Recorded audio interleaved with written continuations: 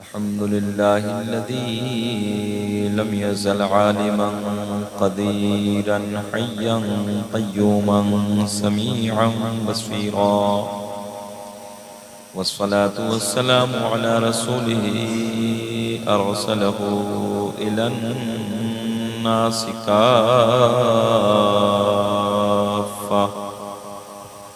بشيرا ونذيرا، وعلى آله وأصحابه كثيرا كثيرا. أما بعد، فأعوذ بالله من الشيطان الرجيم. بسم الله الرحمن الرحيم.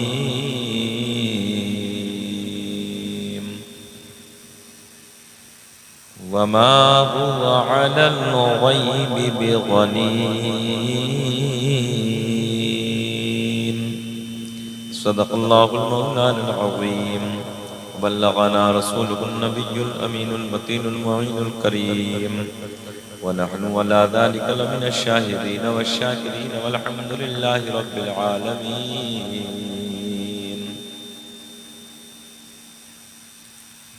اللہ نے آج تک اس قوم کی حالت نہیں بدلی، اللہ نے آج تک اس قوم کی حالت نہیں بدلی، نہ ہو احساس جس کو خود اپنی حالت کے بدلنے کا.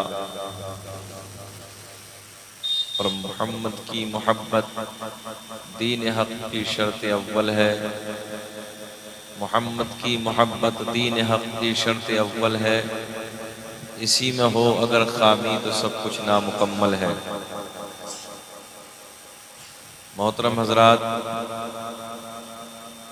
خطبے کے بعد میں نے جس آیت کریمہ کی تلاوت کرنے کا شرف حاصل کیا، اسی کے ضمن میں جو کچھ بھی میرے حاشیۂ ذہن پر ہے، انشاءاللہ کچھ باتیں میں آپ تک پہنچانے کی کوشش کروں گا. اللہ مجھے بھی آپ کو بھی عمل کی توفیق عطا فرمائے.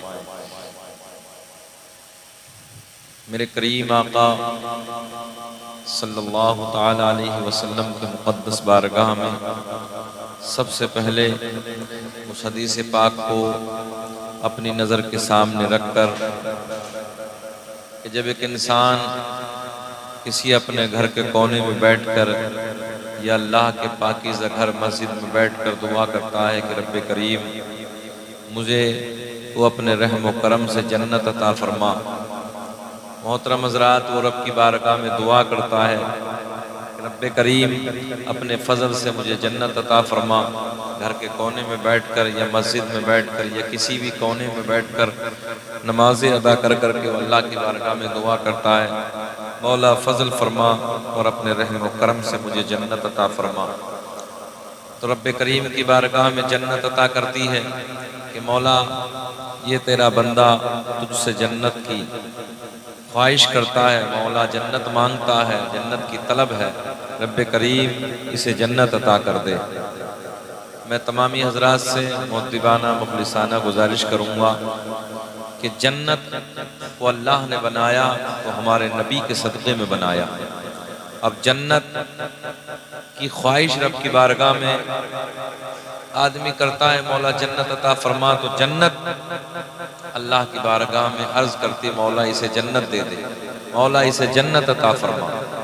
مگر ہمارا آپ کا الحمدللہ اللہ کا فضل ہے، سنیوں کا یہ ایمان ہے، سنیوں کا عقیدہ ہے کہ جنت نہیں بلکہ پوری کائنات اللہ نے اگر پیدا کی ہے، پوری کائنات اللہ نے اگر بنائی ہے تو وہ اپنے محبوب کے صدقے میں بنائی ہے.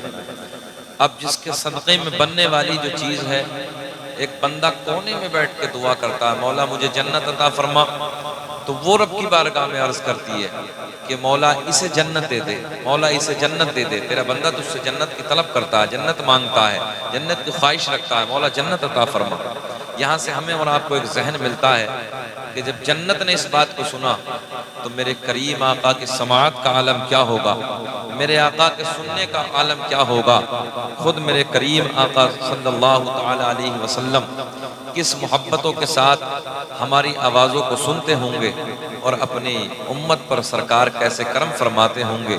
ہم سنیوں کا ایمان اور عقیدہ ہے کہ ہمارے نبی مدینے سے دیکھ رہے ہیں، بس اسی ایمان اور عقیدے کو اپنے سامنے رکھ کر کہ ہمارے کریم آقا صلی اللہ تعالی علیہ وسلم ہمیں اور آپ کو ملاحظہ کر رہے ہیں، ہمیں اور آپ کو دیکھ رہے ہیں، تو یہی سوچ کر آقا کی بارگاہ میں آقا کو دکھانے کے لیے، آقا کو منانے کے لیے، آقا کو راضی کرنے کے لیے آگے سے پیچھے تک درود پاک پڑھیں۔ اللہم صلی علی سیدنا و مولانا محمد بارک سلم صلو علیہ صلاۃ و سلام علیک یا رسول اللہ، صلو علیہ صلاۃ و سلام علیک یا حبیب اللہ۔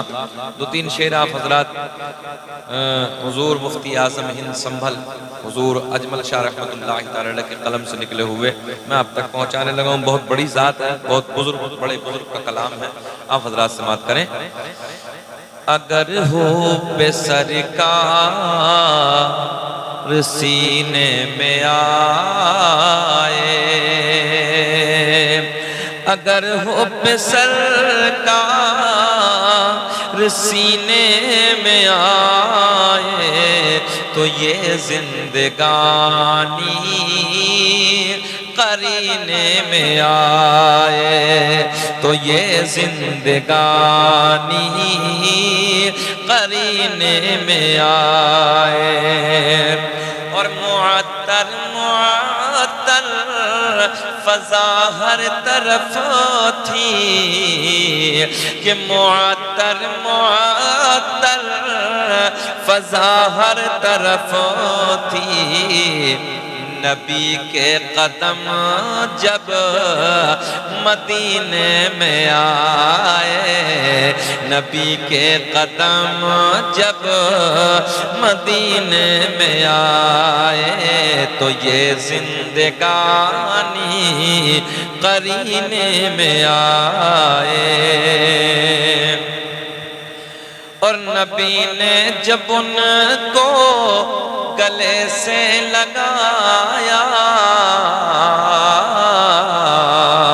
کہ نبی نے جب ان کو گلے سے لگایا تو فاروق اعظم قرینے میں آئے، تو یہ زندگانی قرینے میں آئے۔ یہ شعر بھی آپ حضرات سماعت کریں، بڑی اچھی خواہش کی ہے حضرت نے کہ مجھے موت کا خوف کوئی نہیں ہے، مجھے موت کا خوف کوئی نہیں ہے، کہ مجھے موت کا خوف کوئی نہیں ہے، مگر جب بھی آئے مدینے میں آئے، مگر جب بھی آئے مدینے میں آئے، اگر ہو بے سرکار سینے میں آئے۔ اور یہ شعر بھی آخری شعر سماعت کریں کہ مہینہ ہے وہ سب مہینوں سے افضل، کہ مہینہ ہے وہ سب مہینوں سے افضل، رسول امم جس مہینے میں آئے، اگر ہو بے سرکار سینے میں آئے تو یہ زندگانی قرینے میں آئے۔ میرا کریم اللہ پوری کائنات کا پالنہار، قرآن کا 30واں پارہ ہے، 30ویں پارے میں میرے رب نے اعلان فرمایا وَمَا هُوَ عَلَى الْغَيْبِ بِضَنِينٍ، رب نے اعلان فرمایا اور یہ نبی غیب کی باتیں بتانے میں بخیل نہیں ہے، نوجوانوں، میں آپ سے گزارش کروں گا کہ رب نے اعلان فرمایا، اپنے محبوب کی طرف اشارہ کیا، یہ نبی غیب کی خبریں دینے میں، غیب بتانے میں بخیل نہیں ہے۔ آج لوگ نہ جانے کیا کیا اعتراض کرتے ہیں۔ آؤ میں آپ کو ایک بڑے پیارا سا واقعہ آپ کے ذہنوں تک پہنچاؤں، آپ کی محبتوں تک پہنچاؤں۔ حضرت مولا علی کرم اللہ الوجہ الکریم مسجد میں خطاب فرما رہے ہیں۔ اس وقت کے منافق لوگوں نے نبی کریم صلی اللہ تعالی علیہ وسلم کے غیب پہ اعتراض کیا۔ مولا علی کو جلال آتا ہے، مسجد کے ممبر پہ کھڑے ہیں، مسجد نبوی کے ممبر پہ کھڑے ہونے کے بعد آپ نے ان ظالموں کو للکارا، منافقوں کو للکارا، میرے کریم آقا صلی اللہ تعالی علیہ وسلم کی تعریف بیان کی، میرے سرکار کی تعریف، میرے سرکار کی تعریف کے نغمے بیان کرنے لگے، کریم آقا کی محبت کے ترانے بیان کرنے لگے۔ میرے آقا نے فرمایا، کریم آقا صلی اللہ تعالی علیہ وسلم کی شان میں زبان کھولنے والوں، آقا کے بارے میں توہین کرنے والوں، میرے آقا کے غیب پہ انگشت نمائی کرنے والوں، انگلی اٹھانے والوں، میں نبی نہیں ہوں بلکہ نبی کا غلام ہوں۔ آؤ کون سی بات مجھ سے آج غیب کی پوچھنا چاہتے ہو؟ علامہ احمد یار خان نے اپنی کتاب جال حق میں لکھا ہے، مولا علی کرم اللہ الوجہ الکریم ممبر پہ کھڑے ہیں، اور ممبر پہ کھڑے ہونے کے بعد منافقوں کو للکارا۔ ساری مسجد میں سناٹا ہے، کسی کی ہمت نہیں، کسی کی طاقت نہیں، کسی کی جرت نہیں کہ وہ مولا علی کے سامنے بولتے۔ کیا دیکھا کہ اچانک اسی مسجد میں ایک شخص کھڑا ہوا، اور کھڑا ہونے کے بعد سوال کرتا ہے کہ آپ اپنے نبی کی تعریف کرتے ہو تو بتاؤ پھر۔ آپ نے کہا، توجہ، آپ اپنے نبی کی تعریف کرتے ہیں تو پھر یہ بتائیے کہ تم اتنی بڑی یعنی کہ غیب کی باتیں بتانے کی یہ دلیل دینا چاہتے ہیں، تو آپ یہ بتائیں کہ اس وقت حضرت جبریل کہاں؟ بولے سبحان اللہ۔ اس وقت حضرت جبریل کہاں ہے؟ تاریخ کے پنے گواہ ہیں، مولا علی مسجد کے ممبر پہ ہیں۔ آپ نے نبی پاک صلی اللہ تعالی علیہ وسلم کی شان میں گستاخی کرنے والوں کو للکارا، میرے نبی کی شان میں گستاخی نہ کریں، نبی تو نبی ہیں، نبی کا مقام تو بہت بڑا ہے، بہت بلند و بالا ہے، رب نے اپنا محبوب بنا کے دنیا میں بھیجا ہے، نبی کی بات نہ کریں، میں نبی کا غلام ہوں۔ لاؤ مجھ سے کون سی غیب کی باتیں پوچھنا چاہتے ہیں؟ کیا پوچھنا چاہتے ہیں؟ مولا علی کو جلال ہے۔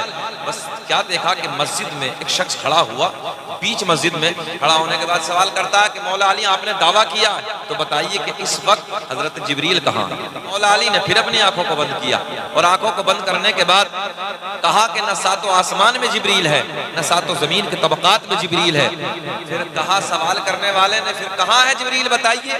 آپ نے دعویٰ کیا ہے غیب کی باتیں بتانے کے لیے، آپ نے دعویٰ کیا ہے تو پھر بتائیں کہ کہاں ہے؟ حضرت مولا علی کے لبوں پہ مسکراہٹ آتی ہے، مولا علی مسکراتے ہیں اور بڑے پیار میں کہتے ہیں، نہ ساتوں آسمانوں میں جبریل ہے، نہ زمین کے ساتوں طبقات میں جبریل ہے، یا تو جبریل تو ہے یا جبریل میں ہوں۔ سبحان اللہ، یا تو جبریل تو ہے یا پھر جبریل میں ہوں۔ حضرت جبریل ہی یہ سوال مسجد میں کھڑے ہو کے کر رہے تھے مولا علی کرم اللہ الوجہ الکریم سے۔ حضرت جبریل نے فرمایا، تم نے سچ کہا، کہیں نہ ساتوں آسمان میں جبریل ہے، نہ زمین کے ساتوں طبقات میں جبریل ہے، بلکہ میں ہی جبریل ہوں۔ آپ نے جو کہا وہ سچ کہا۔ تبھی تو امام عاشقاں قبلہ دل و جاں امام احمد رضا خان فاضل بریلوی نبی کے پیار پہ قلم اٹھاتے ہیں، لکھتے ہیں، سب سے اولا وہ آلہ ہمارا نبی، سب سے بالا وہ والا ہمارا نبی، ہر نبی کو ملا معجزہ ایک ہی،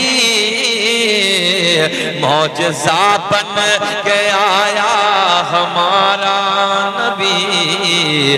میرے کریم آقا کی یہ شان ہے، اپنے صحابہ کے ساتھ میرے کریم آقا قبرستان سے گزرتے ہیں، دو قبروں کے درمیان سے گزرتے ہیں، دو قبروں کے قریب سے گزرتے ہیں، میرے آقا نے اپنے صحابہ کو حکم دیا، اشارہ کیا، ان دونوں قبر والوں پہ عذاب ہو رہا ہے۔ سبحان اللہ، میرے آقا کی شان دیکھیں، میرے آقا کا مقام دیکھیں۔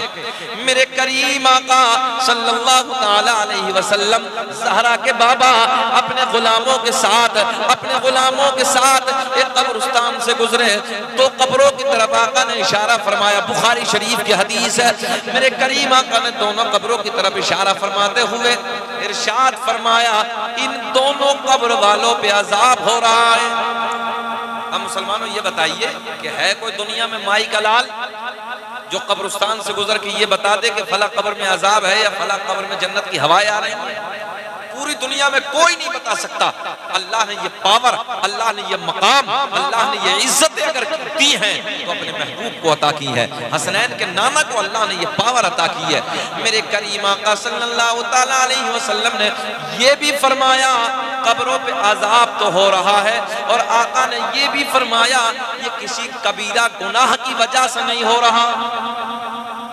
توجہ فرمایا آپ لوگ، یہ کسی گناہ کبیرہ کی، یعنی کوئی بڑا گناہ نہیں ہے، جو ایسا بہت بڑا گناہ انہوں نے نہیں کیا کہ جس کی وجہ سے ان کی قبر پہ عذاب ہو رہا ہے۔ میرے کریم آقا صلی اللہ تعالی علیہ وسلم کے غلام عرض کرتے ہیں یا رسول اللہ پھر کس وجہ سے یہ عذاب ہو رہا ہے؟